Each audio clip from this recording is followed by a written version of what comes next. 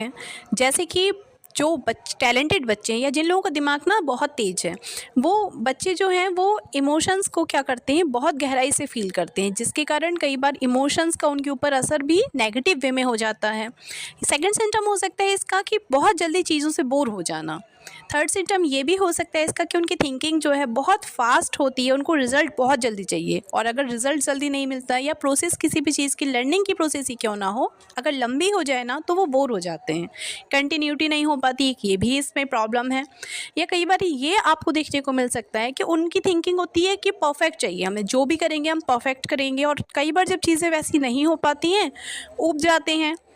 Fear of failure ये भी एक रीज़न है। उनको कई बार इस तरह से जिनका बिहेवियर है, उनको फ़ील होगा कि फ़ेल होने का डर जो है, उसके कारण वो क्या करते हैं, चीज़ों से भागने लगते हैं, या फिर जो चैलेंज है ना उनको एक्सेप्ट करने के लिए अलग अलग तरह के बहाने बनाने लगते हैं। अब अगर इस तरह का बिहेवियर है, आपने फ़ील किया है, तो अब इनको हम कैसे ठीक कर सकते हैं ये बिहेवियर को? तो सबसे पहले आपको ट्रिगर को आइडेंटिफ़ाई करना है, यानी कि कौन सी चीज़ें हैं जो एक्साइटेड ज़्यादा कर रही हैं आपको, किन चीज़ों में आपका इंटरेस्ट है। और सेकंड ये चीज़ भी आप आइडेंटिफ़ाई कीजिए कि कौन सी चीज़ें हैं जो सबसे ज़्यादा बोर कर रही हैं, या आप बोर फ़ील कर रहे हो उनको करने में। सपोज़ आप बच्चा जो है या कोई भी पर्सन है जो स्टूडेंट है, घर पे आ रहा है और बोर हो जा रहा है। मतलब घर पे आने के बाद में एक ना अलग ही निराशा है जो फ़ील हो रही है। कई बार बच्चे ही नहीं, बड़े भी जब ऑफ़िस से आते हैं ना, तो उसके बाद में एक जो घर पे आके सुकून या पीस उनको फ़ील होनी चाहिए, उसकी जगह निराशा फ़ील हो रही है, या फिर उनको ये लग रहा है कि बोरियत है, कुछ भी करने का मन नहीं हो रहा। तो ये बच्चों के लिए ही नहीं, बड़ों में भी सिम्पटम देखने को मिल सकता है। अब हमें इसके लिए करना क्या है? तो सबसे पहले ब्रेन का कॉन्सेप्ट समझना है। माइंड जो है ना, उसको अगर ये सिम्पटम चल रहे हैं ना, तो आपको थोड़ा-सा एक्साइटेड रखने की ज़रूरत है। मेन चीज़ तो ये है, एक्साइटमेंट कैसे आए?